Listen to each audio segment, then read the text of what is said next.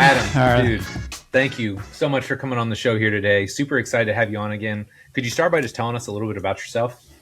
Yeah, Mike, this is, I'm always looking forward to catching up with you. I can't Same, remember same. the first time we did this and how many times I've been out to Indy, but I always enjoy catching up with you, man. So thanks for Yes. reaching out and having me back on. I'd say, man, keep it short. I've dove head first into the entrepreneur life, left the team sports after 15 years, and now really trying to bring that high performance model to that concierge elite active adult, including some professional athletes as well out here in Scottsdale and enjoying some warm weather while I'm at it. Yeah. I'm actually going to be out in your neck of the woods in like a weekend. No, not a week and a half. Sorry, like a month and a half. We're going to go out there for spring break. I don't know if you're there. If that happens, we may have to try and connect because we have no idea what we're doing. We're just going out there. I am going to work a little bit while I'm there at the end, but man, what's new since the last time we chatted? I know you said 15 years in pro sports, but what does the entrepreneurial lifestyle look like to you these days?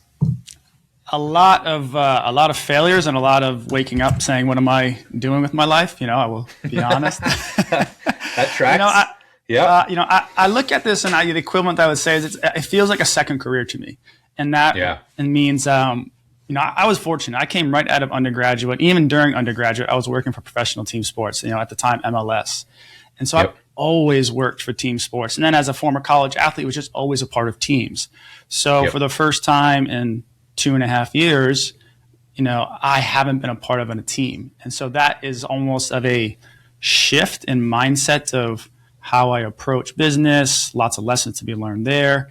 The things that I love to do in team sports and being a part of that type of culture and environment, you can't always replicate in the private space. But fortunately for myself and some others that are out here in Scottsdale, there's a group of us that have all worked in professional sports. We cover all 5 major sports. And we have a nice facility called Continuum that is primarily run by Andrew Hauser, who I know is a mutual friend of yours. So fortunately, Yes. I have found a private space that, we, albeit biased, believe it's the closest thing in the private space that you're going to get to that locker room, training room vibe. And that's the feedback that a lot of athletes and clients have given us, which is awesome. And big credit Yeah. to Andrew for creating that. That's actually where I'm doing this course. I don't know. Yeah. I didn't know if you knew that. I didn't know if I, you knew I, that. I know you reconnected us because yes, I've known Hauser for a long time, but yes, I didn't know you actually worked out of that space. For some reason, I thought you worked somewhere else. That's exciting. yeah, it's exciting. So, beyond the day to day of treating active adults, athletes of, from high school to professional athletes, also have a small roster of professional athletes in the NBA and professional soccer that I work with privately year round. So you get to serve as this performance manager, private physical therapist, if you will. That's just in the background for them, right? And you're seeing a lot more professional athletes explore that because the idea of staying with one team for your entire career is a thing of the past. And so players are Yep. bouncing left and right.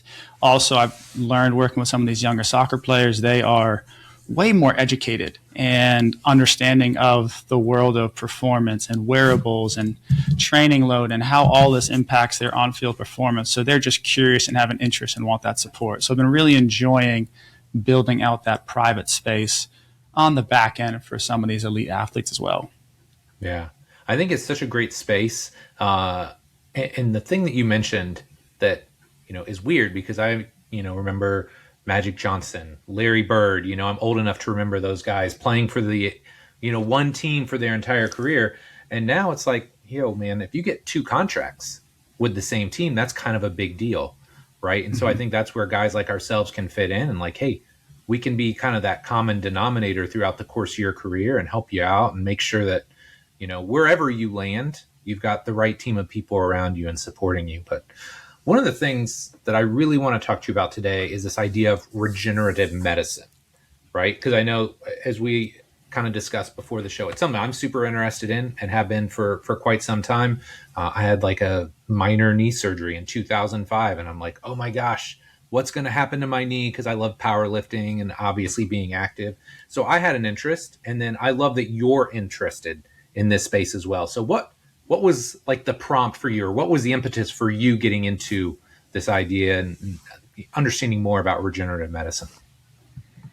It was a need athletes and clients were asking me for. You know, the moment I stepped out of team sports, questions changed because my position changed, right? Yep. And so those athletes that were still playing professional sports started asking me questions that maybe they didn't want to ask or want to include me in on because I was working for a team. And albeit I will always have the player's best interest.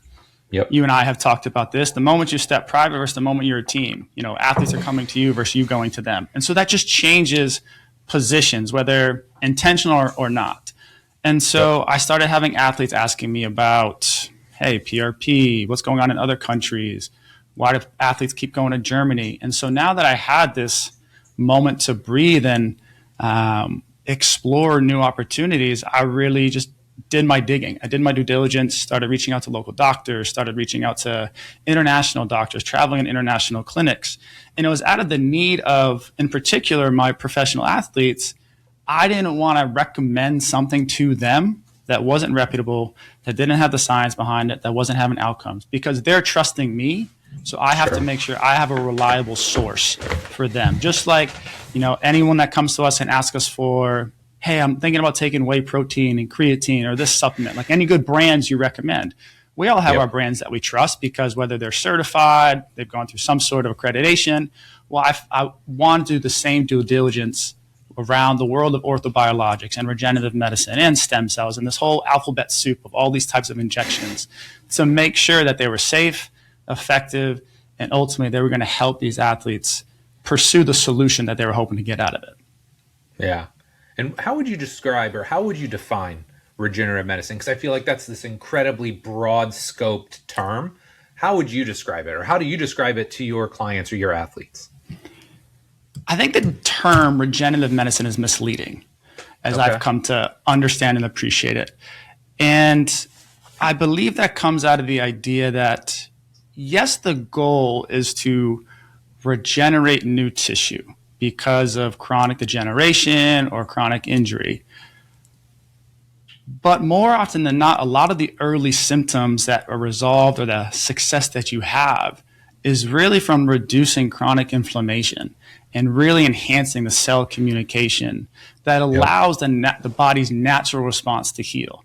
Now, the idea of regeneration, yes, it exists, it happens, but that doesn't happen unless you eliminate the chronic inflammation and then you fix the system around that to allow the body to build stress utilize the load that is necessary in order to improve that healing, right? And that's where, you know, we'll probably enter the weeds on this. Is probably one of the reasons why some people have success and some people don't, even though they get the same stem cell injection, the same PRP injections. Like, why are some people having success and others not? And there's a lot of nuances to that. But to the idea of regenerative medicine, I think it's misleading from the jump because it takes time to regenerate. You know, I liken it to surgery, right? If you get surgery, you're not fixed 4 weeks, 6 weeks, 12 weeks. It takes time to rebuild that tissue.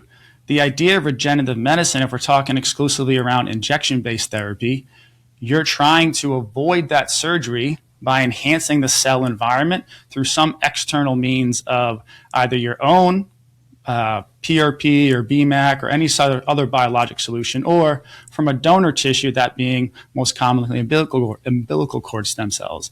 And so by influencing the cell environment at the local level, you're trying to promote healing within, but often that is secondary to your overall state of health and well-being too. Right. Almost have to like eliminate the stressor or the whatever is negatively impacting the thing first, right? And then you introduce, you know, whatever this exogenous, whatever. I'm sure you'd have a better or more eloquent way of saying it than I would, right? This injection, in most cases, that will then hopefully kickstart the process, right?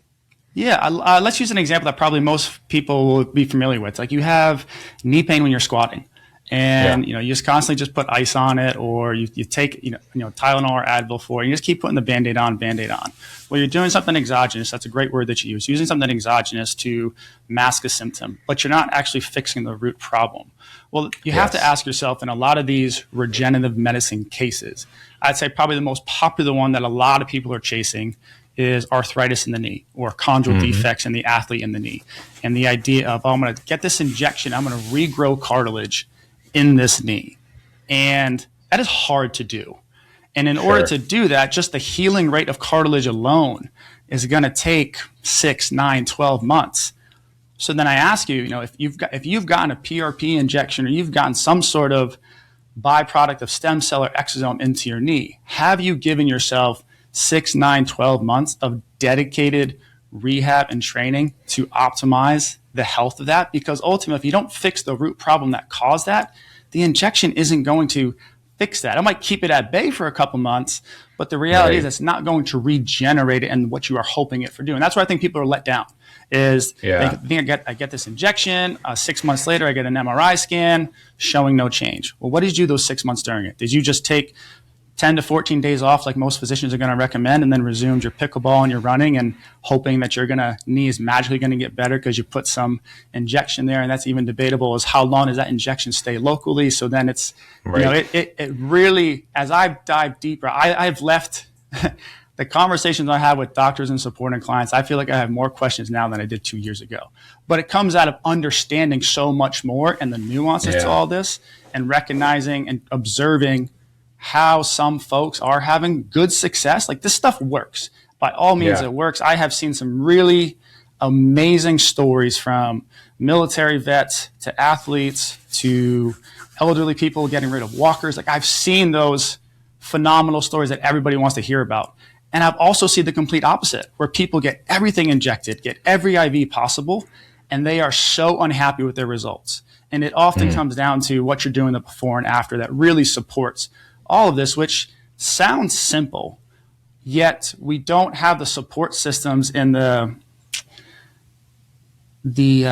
commercial market to support people after they get injections or before they get there, even thinking about this. But we all know if you get surgery, you probably should do your prehab. You should probably do your rehab after. Hey, you probably shouldn't get back to playing 4 quarters right away or playing 90 minutes right away. Let's have this gradual build up. We know all that from surgery. We don't treat injections the same way, which is probably my TED talk for today of treat it like surgery. Yeah. No, I love that because like that's what happens, right? And again, I'm not saying this is equivalent to having your ACL repaired, right? But if you tear your ACL, there's like this sequence of events that should go on afterwards, right? If you want to return back and perform at the highest level. But I can tell you, for instance, I've had athletes that have had injections and, like the next day they're like, when does it work? Is it working yet? Like, my knee feels the same. And I'm like, yes. And it's going to for a while, right? Like, all the stuff that we're doing on the back end to support it and, improve your mobility and the local tissue strength and get you moving better. All those things take time, just like that injection is going to take time. And I think that's hard because some people think it's like cortisone or something, right? Like, it's this immediate impact. The second you put it in the joint, you feel a difference. It's like, no, not really. There's generally a lot more that goes in behind the scenes if you want to do it right. Yes. And maybe this, Leslie, I heard you say cortisone, PRP. I've mentioned a bunch of other types of biologics. Yeah. So maybe it's worth just diving down this rabbit hole I'd like to call alphabet soup of, right, alphabet soup. So let's talk with, the most common one that people are familiar with, and that is probably cortisone. Right? Cortisone is a steroid that its primary purpose is going to knock out inflammation. So that's why most folks will feel really good in 24 to 48 hours, because that is a synthetic injection that works at eliminating the inflammation at the local level. Now, there are definitely certain use cases where that is beneficial. I have seen some basketball players use it when they have fat pad irritation or inflammation of the fat pad.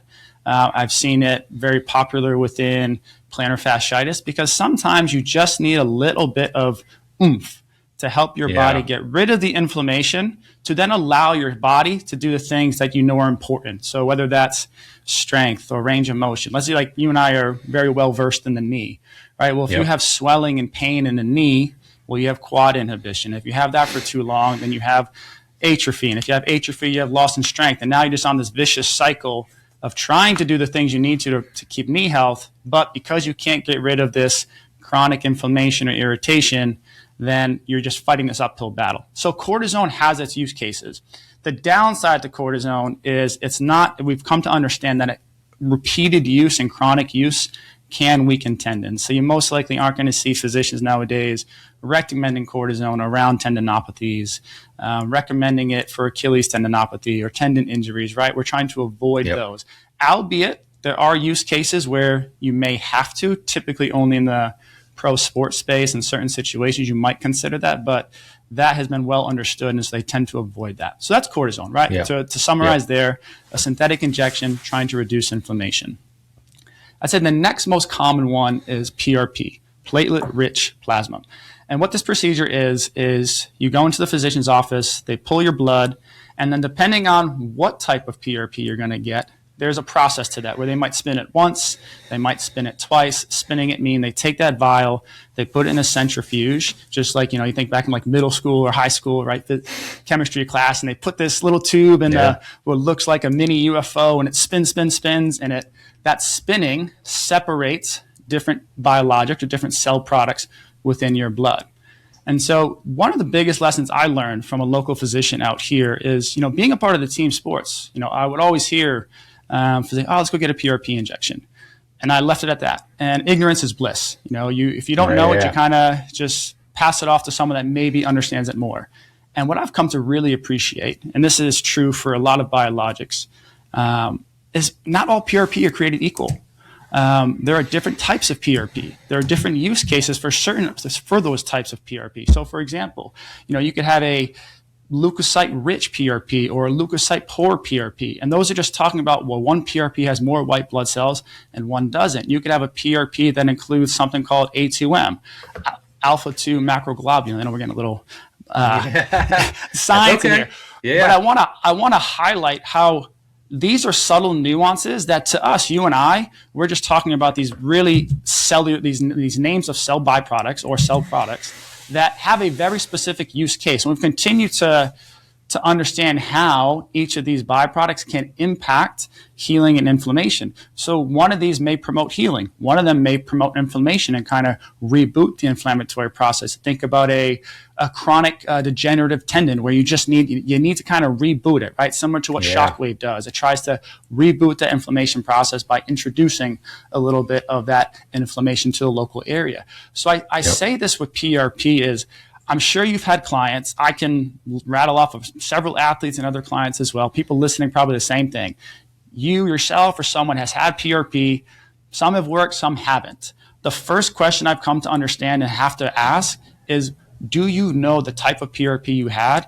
And did that physician meet the basic standards of the millions or billions amount of those cells that are necessary to elicit the response that you want? And so not many consumers are going to know this or have those questions to ask. So then how can we really compare apples to apples? And that's where I'm very blessed. Like, shout out Dr. Ashu Goyal out here in Scottsdale. He has taught me so much because he truly is a PRP expert. And he has taught me all of this. And so around this world of PRP, please know that there are so many levels to that. And just because you got one injection of PRP from one doctor or one place or one part of your body doesn't mean that same type of injection is going to work elsewhere. And that kind of rings true with all of these biologics. But I wanted to spend some time exclusively on PRP because it's so common here in the United States, because it's legal, it's your own blood, it's autologous, meaning your own blood, versus, what isn't common in the United States is using something of donor tissue from, let's say, an umbilical cord. So we hit cortisone, which is synthetic. PRP is your own blood. Then I say the next most common injection here in the States is something called BMAC, bone marrow aspirate concentrate. And similar to PRP, you're pulling from your own tissue. The difference is you're pulling from your hip, and you're drilling into the bone marrow to pull out those cell products. Same process, getting in the centrifuge, spinning it, and pulling a biologic out of that. And that one is most synonymous with stem cells or a variation of stem cell byproducts. And that's what BMAC is trying to do. So some people say, I got stem cells. Well, same thing to PRP. Not all PRP are created equal. Not all stem cells are created equal. So whether they're pulling from bone marrow, pulling from donor tissue, there are some factors that I've come to appreciate. And by all means, Mike, I am no expert in any of this. This is all my own understanding and readings and conversations, right? And so even PRP, you'll hear some physicians talk about they have either stem cells in them or they can signal for stem cells to come out of your bone marrow. So some people will promote this idea of like, I'm getting stem cells here in the United States. you got to ask deeper questions, because how are they doing that? What's Yeah. the process of doing it? So back to this BMAC, right? This would be like the next layer, right? Say you got cortisone, you have PRP, then you have BMAC, more invasive, more costly, but can be more effective, especially there's some good research on osteoarthritis with the use of BMAC and some long-term follow-up, having success there in comparison to, say, something like a PRP. And so that's what BMAC is doing. Now, the difference between all of these autologous products, meaning coming from your own body, versus a donor tissue like umbilical cord, is understanding the age of the tissue.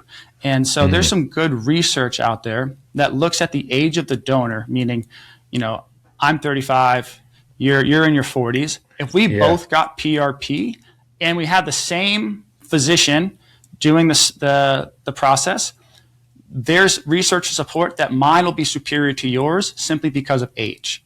That sucks. Sorry, go ahead. And so this is another layer to this, is saying, well, when you talk about this decision tree, which we'll probably get into later on, is like, where do I go with all this information? These are just all the questions we have to ask. Well, if I'm a young, healthy individual, say I'm a 24-year-old professional soccer player or professional basketball player, yeah, you're young enough, probably your own PRP and BMAC is going to be great. But if you're 34, 35 pro athlete trying to maximize what you're trying to do, you may need to consider something outside of your own body. All right, so that's how we've learned about BMAC and PRP, of the age of it. Now, there's still two other categories that are common that pull from your own body, and that is pulling from your own fat tissue, which is most commonly pulled from the abdomen. You remove some of the fat tissue. I've been told it's quite uncomfortable and painful to have that done. But then this is another potent source of stem cells. And it probably makes sense to refer, when we talk about stem cells, we're talking about mesenchymal stem cells, or mesenchymal stromal cells is more the technical term for it. And that's what we're referring to as stem cells. So adipose tissue will have that. Bone marrow aspirate will have that.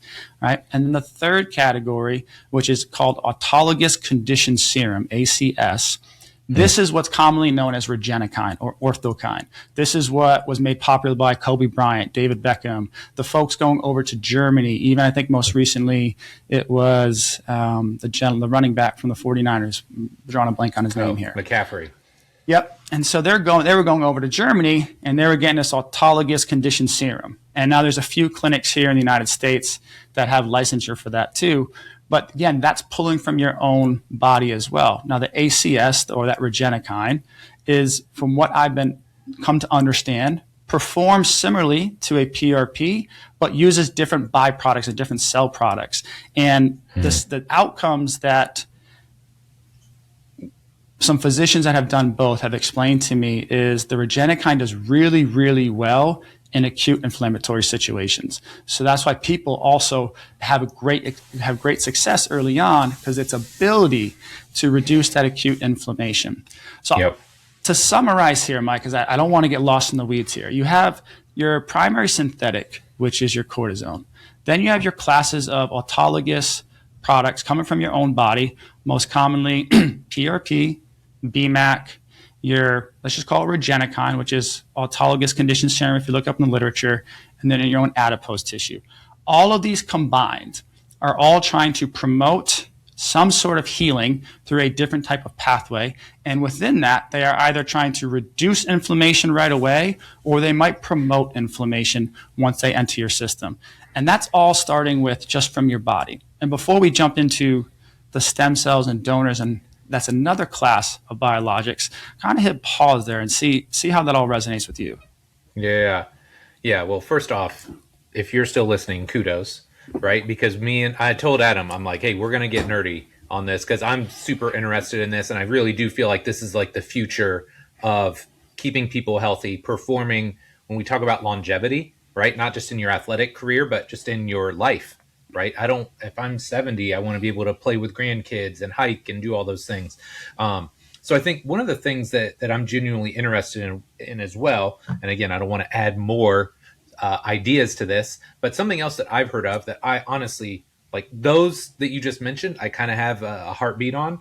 but exosomes. I've started hearing more about exosomes as well. So could you talk about those and maybe what the difference is between exosomes and some of these other alphabet soup pieces you just described are?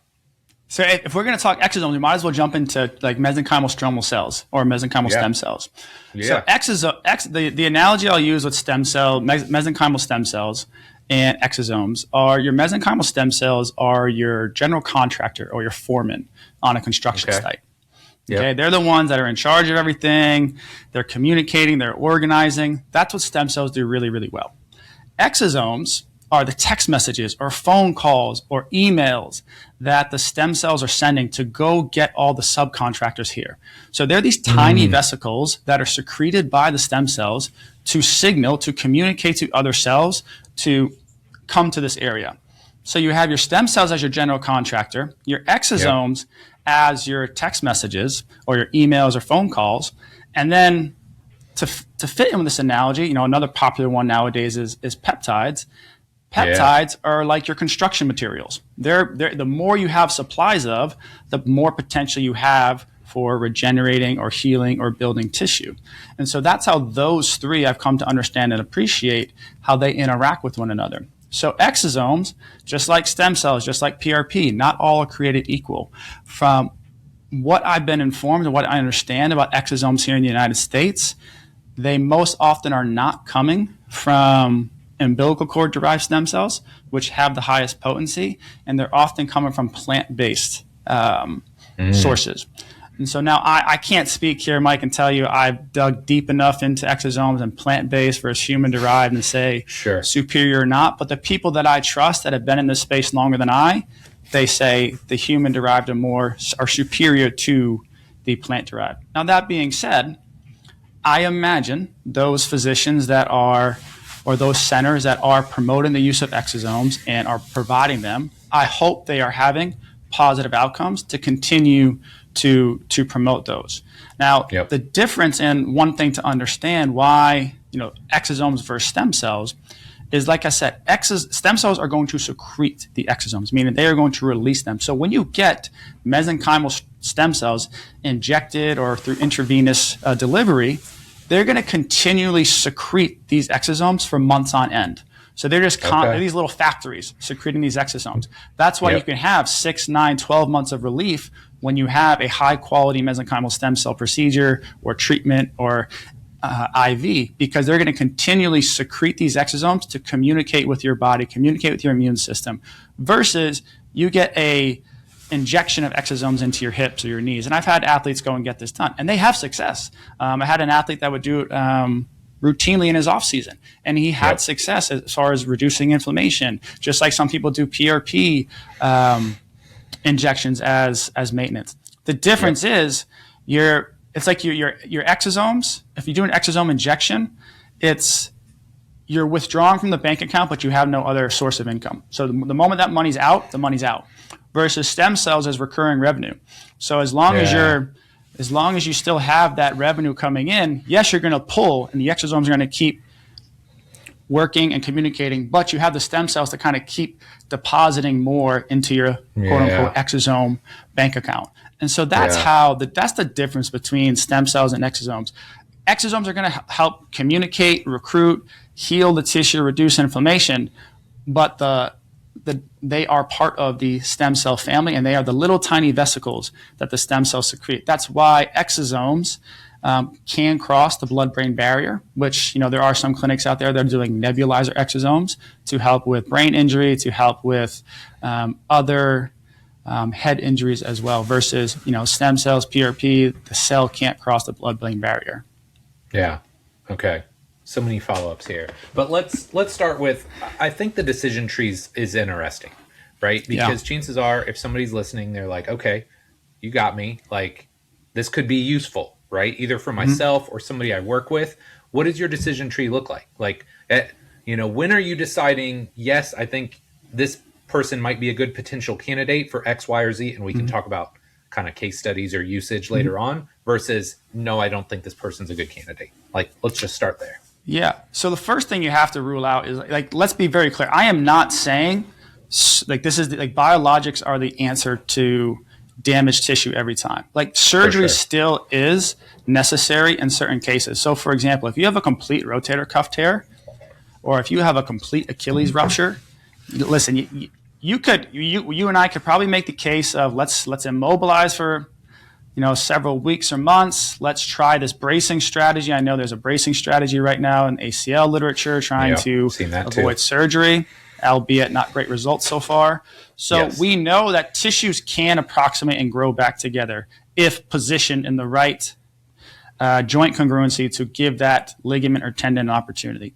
Albeit, you're better off probably just getting the physical approximation with surgery to repair it. So let me be very clear. Like if you have something that is that extreme, a full tear, a full rupture, a labrum that is pulling off the bone, orthobiologics are not going to fix that. At best, they're going to enhance the cell environment to reduce inflammation and promote some sort of healing, which I have a client that has a chronic hip labral tear. She's trying to avoid surgery because she's fairly young. So she's like, I'm just going to keep getting the injections and putting this off. That's probably how you leverage some of those more extreme cases.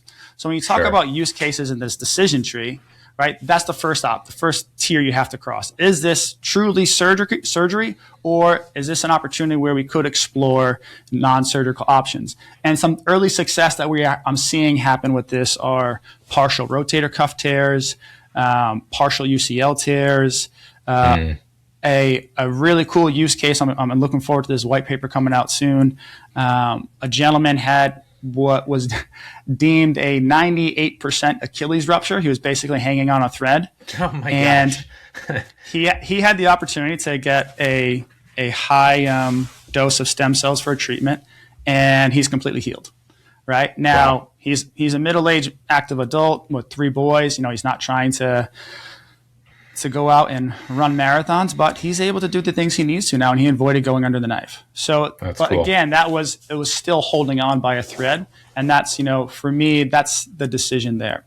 So when you talk about the use cases there, now when you're talking about trying to repair something versus manage acute inflammation versus manage a chronic injury, that's probably the next decision tree that you're going to have to go through. So if you're trying to reduce acute inflammation, you're an athlete, or you're trying to prepare for something, and you need to get over that hump. The other thing you have to consider is cost and time, right? And so that always plays a role into this as well. So the biologics that I've seen and been informed have great success with reducing that acute inflammation.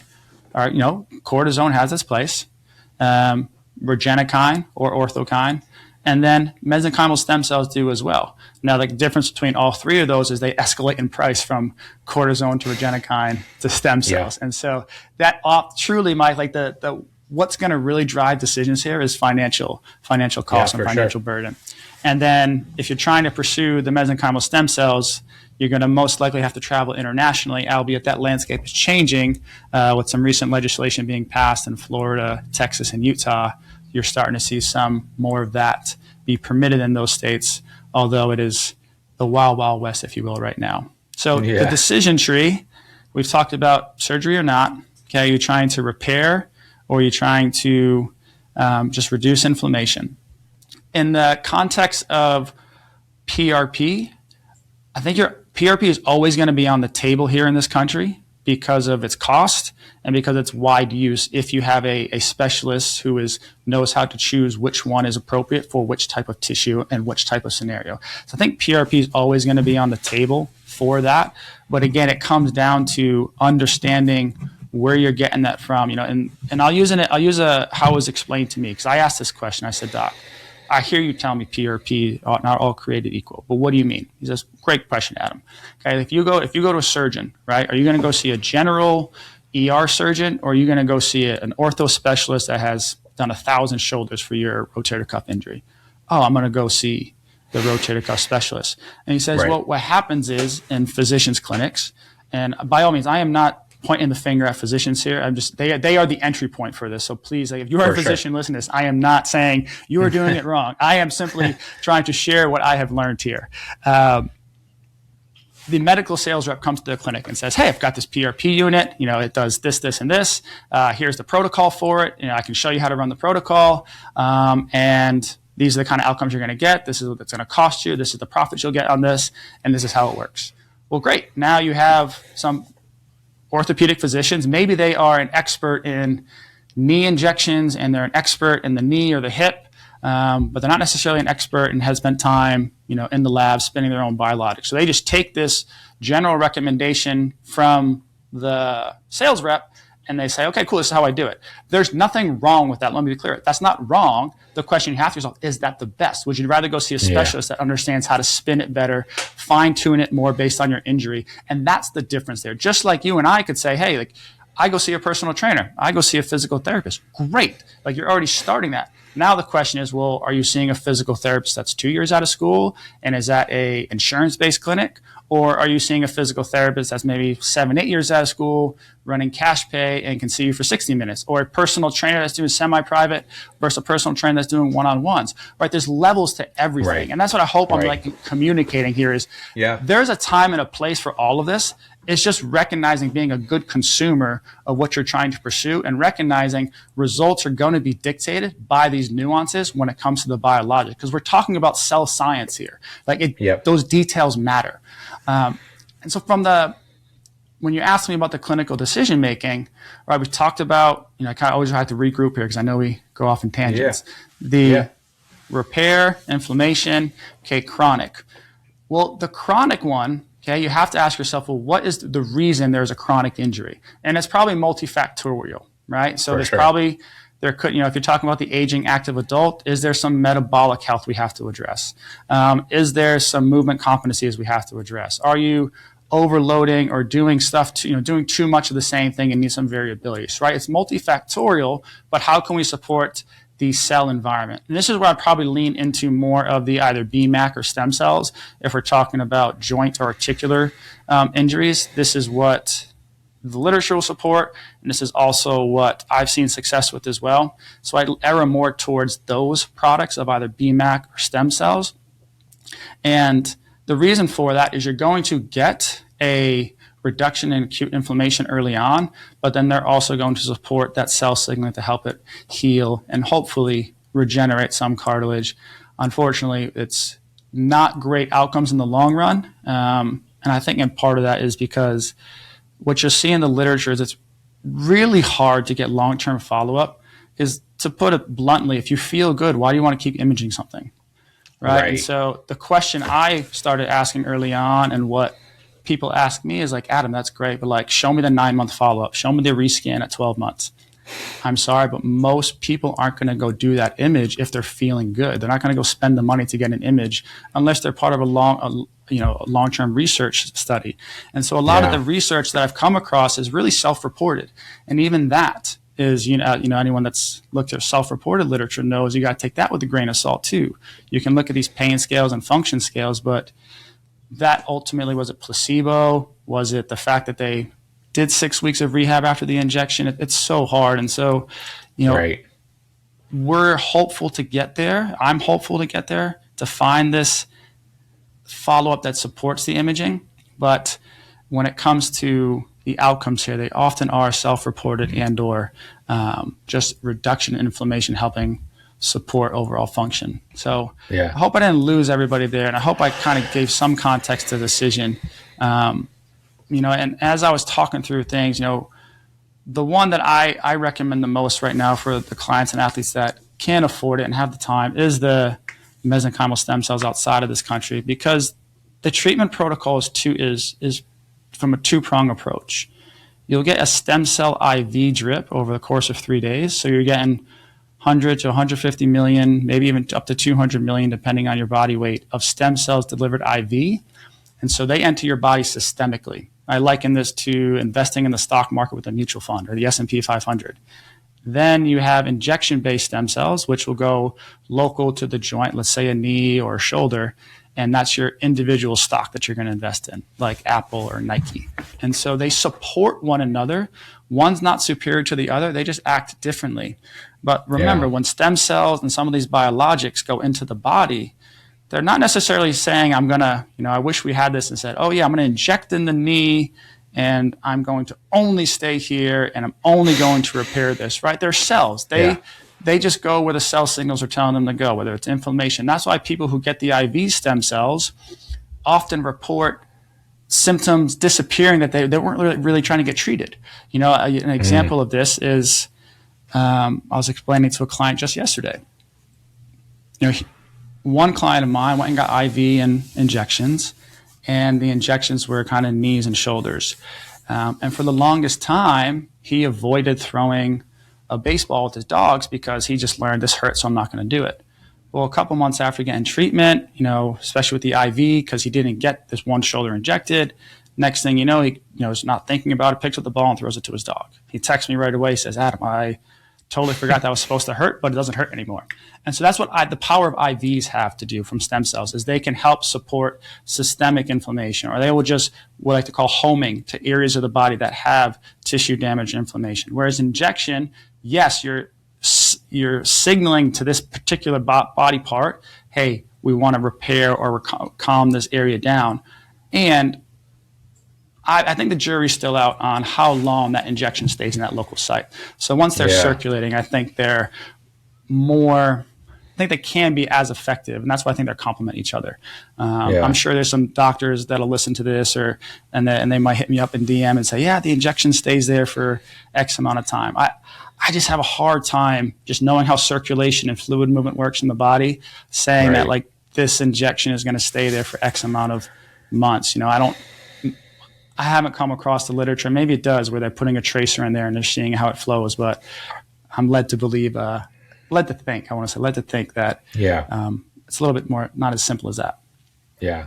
Dude, you touched on some great points there, because number one of my follow-ups down the line, it's going to talk about radiology, right? And you're absolutely right. Well, you and I both know, like, radiology is a blessing and a curse, right? How many people, if you took 100 people and you gave them full body MRIs, have a torn meniscus or a herniated disc or a torn labrum in their hip or their shoulder, and they're totally asymptomatic? Yeah. Right? So we know, okay, but to your point, hey, if I do this thing and my knee feels better, why do I want to keep getting it imaged? Right? Like, if it feels better, what do I care what the image looks like? Right? So there's that part of it, which I think is helpful, because I know some people absolutely they want to follow the science. I'll put that in air quotes. They want to know, like, hey, I see radiological changes in this knee, therefore it works. And again, that's to be debated. But the second piece, and what I'd love for you to expand on just a little bit more, is US versus outside of the US. Because I think this leads to a lot of confusion, right? I can go to a doc down the road and get stem cells or PRP.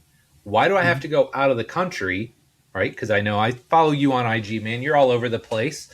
Why do you have to go to other places to get some of these higher level services? And we don't have to get on like a political diatribe here, just like facts. Why is it different here in the US versus other countries?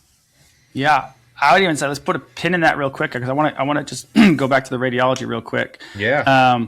Fortunately, because of my experience in the pro sport space and recognizing that serial imaging is done, we have had personally one particular athlete go down there, and we've gotten serial imaging on a partial ligament tear, and 8 weeks follow up, completely resolved from after he got stem cell treatment there. Yeah. So now, I asked this practitioner that was, had referred me to this athlete to say, hey, can you talk to me about the stem cells, give me your perspective?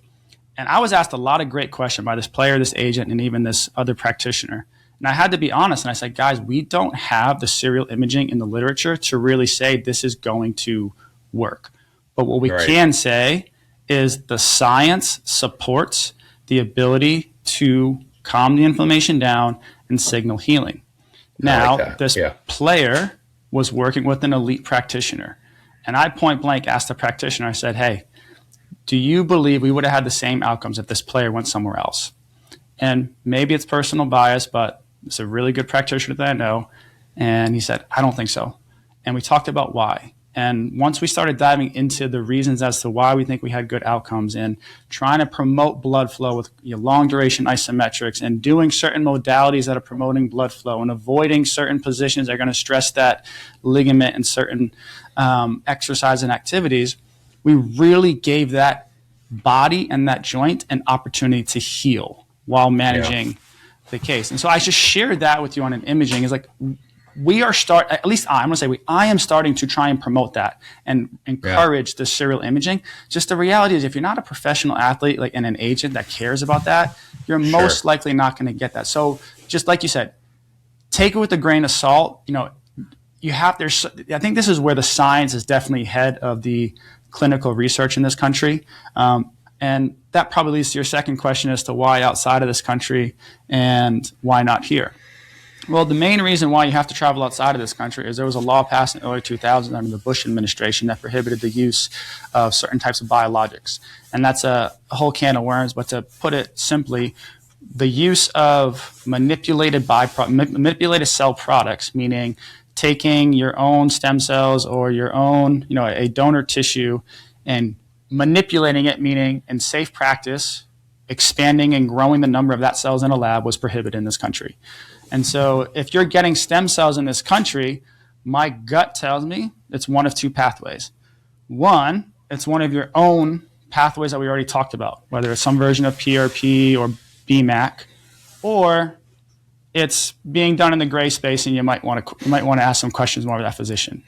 Now, outside of this country, listen, the literature and evidence around the science and use of mesenchymal stem cells from umbilical cord-derived donors has been around since the 80s and has been used regularly in Central America and Europe in the early 2000s. There's a clinic down in Panama called SCI, Stem Cell Institute, that was made prominent by Mel Gibson when he came on the podcast back in the early 2000s. I already alluded to why people go to Germany. One of the clinics I work with down in Panama is called Origins. They've had a lot of great success with NFL athletes. So listen, it works. And especially, what more of a litmus test you need than the NFL athlete, right? And so the reason you have to travel outside of the country comes down to what's been permitted here in the United States by law, or by a bill, I should say, not law, by bill. And then because of that, then it becomes down to, well, where is that tissue coming from? And so the umbilical cord derived cells, and I've said that a few times, I probably should explain what that is. These are the umbilical cords, right, from the mother to the baby that is basically growing this baby inside for 9 months. And inside that umbilical cord is something called Wharton's jelly. And within Wharton's jelly are these mesenchymal stem cells, among other growth factors. There's some other cool companies that are doing other unique things with this byproduct that are including some of the scaffolding features that are helping support surgeries. Like Wharton's jelly is this cell product in the umbilical cord that is really powerful. And so outside the United States, they'll take that umbilical cord from a healthy pregnancy that's been screened for disease, infectious, just viruses, anything else that would warrant, hey, this is not a healthy donor, this is not a healthy pregnancy, we're not going to use this donor tissue. And it's screened through this detailed process to ensure the safety of that. Then they take that umbilical cord and they grow it, or the word they like to use is expand. They create cell expansion. They multiply the number of cells. So I'm just going to use crude numbers here. These numbers are not probably remotely close. But let's say there's 100 million stem cells in a single umbilical cord. You go bring it in the lab through this process. You expand them. Now you have 1 billion.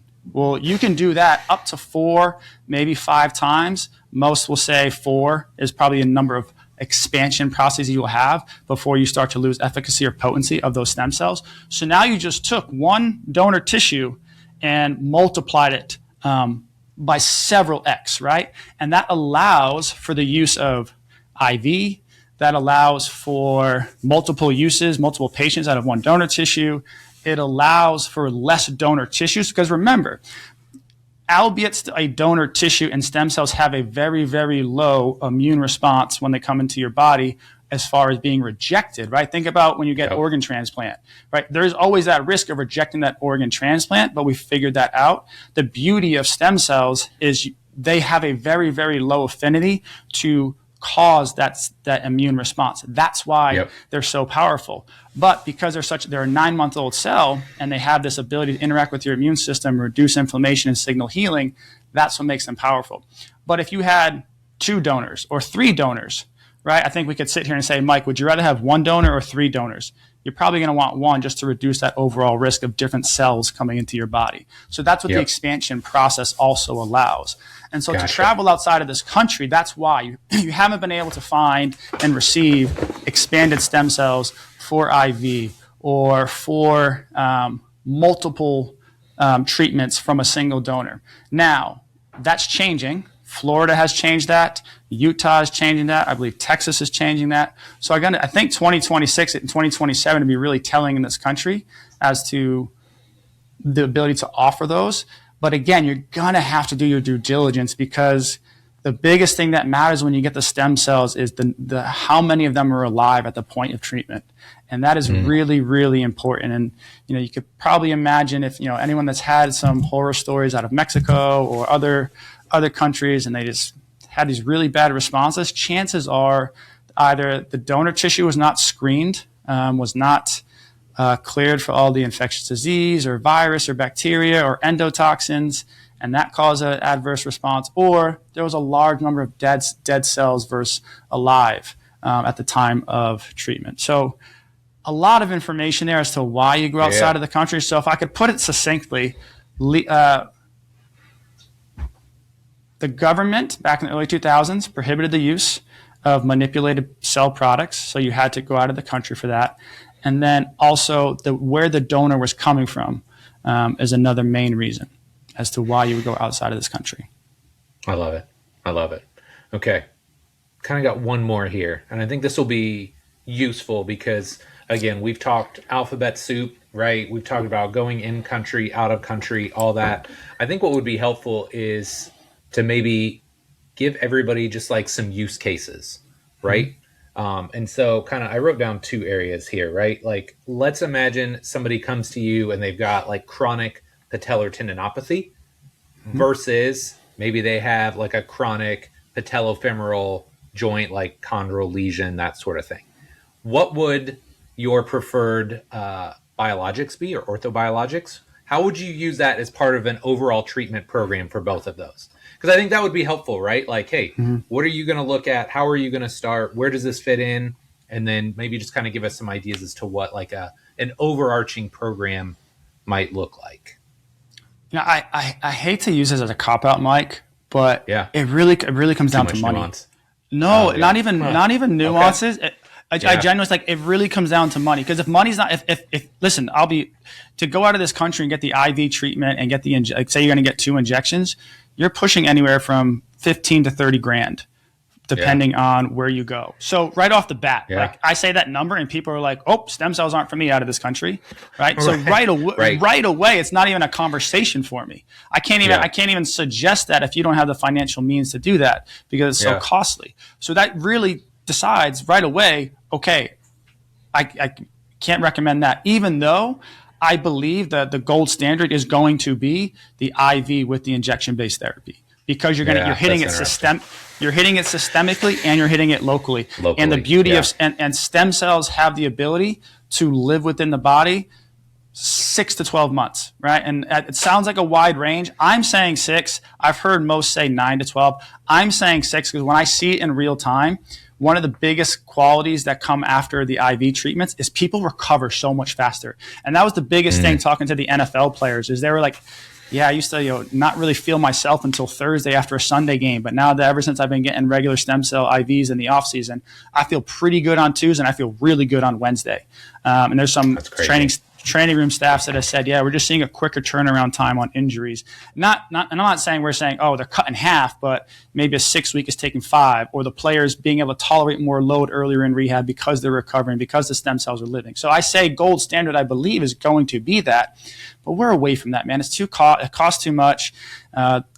You got to also remember I know we said we weren't going to get political, but you got to think about big pharma. You got to think about the politics around this, right? Like, no, I know. The reason cortisone exists is because it's cheap, it's synthetic to make, it's easy to make, right? You can manufacture that all day, every day. To do umbilical cord stem cells, you need donors. You have to do this a much and more intensive process, so it's more costly. So to the consumer, it's going to cost a lot more money, but then also it's going to wipe out this whole class of drugs of synthetic NSAIDs and synthetic injections that is going to probably bankrupt some companies. So there's all that political side to it as well. So take finance, right? So if it's not stem cells outside of this country, um, depending on use case, I'd probably err on, if you have a cartilage defect or osteoarthritis, I would lean towards BMAC, bone marrow aspirate concentrate. Private pay, I think you're looking, I want to say somewhere between 5 and 10 grand potentially Yep. for a BMAC. That's Now what I I've don't seen. know. Yeah. Yep. Right. So that's, again, comes down to money. PRP, depending on the documentation and the insurance company, you may be able to get some of that covered, but that's a little bit more nuanced, and I don't know that well enough simply because I don't take insurance and deal with that. But I do know PRP is probably the next layer just from a cost perspective. And then with that, right, just like we talked about the different layers of where PRP is and what you could do. There's a lot of use cases. So I can't say this, Sure. PRP as a whole is going to be better for tendinopathy versus osteoarthritis, right? It depends on what that PRP is going to be. So I can make the use case for all of them with PRP if you have the right product, right? If you're going to use A2M versus PRP plus. But typically what you're going to see, just if you were to ask this question to your physician, right? You want to be an educated consumer. Your leukocyte rich or your PRP rich, they are going to be pro-inflammatory. So think about a degenerative tendon. You want to kind of reboot that. That would be your leukocyte rich. Your leukocyte poor, right? Your PRP poor, sometimes it's commonly called, would be your anti-inflammatory. So maybe that's more your intra-articular injection, like your osteoarthritis or a chronic meniscus injury or a chronic partial labral tear. And then another product you have is the PRP with A2M. And A2M is going to have this added protein that is going to be beneficial for slowing down a particular process in cartilage degeneration. So if you wanted to look at PRP, you have 3 different types of PRP variations that could have particular use cases, from tendinopathy versus articular inflammation versus slowing down cartilage degeneration. And all of those are nuanced just from PRP. So you could say you're getting PRP, but which variation are you getting? And that's where I would, break it down as far as you say use cases. That's probably where I'm going to start, just because in this country, cost affordability, that's where it's going to be. Other low-hanging fruit that I failed to mention, but it's not often considered as part of regenerative medicine, but it's very popular, and that's hyaluronic acid injection.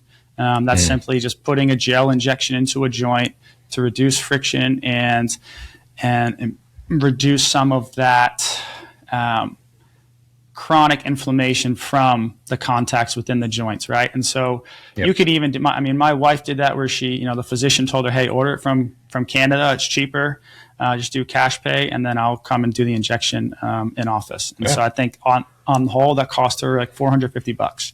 And that gave her relief in her knees for 6 months, versus, having to go do some sort of PRP, because she was going to do PRP A2M, but it priced out at $4,500 for both knees. So we're going to go with the $450 option right now. And so that's where I say, I wish I could say with, Mike, if I had all the money in the world, this is exactly what I would do. But especially in the consumer space, it's going to come down to what you can afford, truly. Yeah. And I wish it was better than just that. But unfortunately, that's kind of the state of it.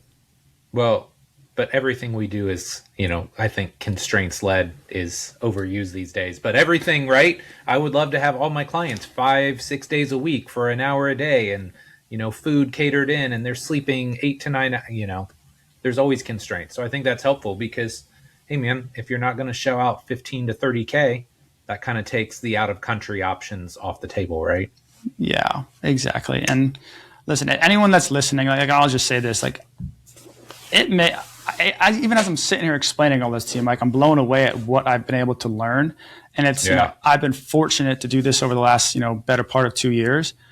I have so much more to understand and learn. And I probably in, 6 months time am going to have more to learn and more to understand. But I would just say this, at the end of the day, as a general consumer in this world of regenerative medicine, don't be sold on what's face value. Ask questions more than anything, and ask it 3 different ways. Because remember, just like we were just talking about the money, I hate to say it, but people are trying to turn a buck on this too, right? There is an opportunity for businesses to start doing stem cells. The world of peptides, oh my gosh, that is booming. No doubt. we've seen like there's definitely efficacy there because people have reached out saying, hey, this works. I put a post out highlighting an article where it said there are no human clinical trials suggesting, supporting the use of peptides. And I had people reach out saying, hey, I've been using this and it works. I believe that. But like, I'm a medical practitioner, right? And I have to go by best clinical evidence.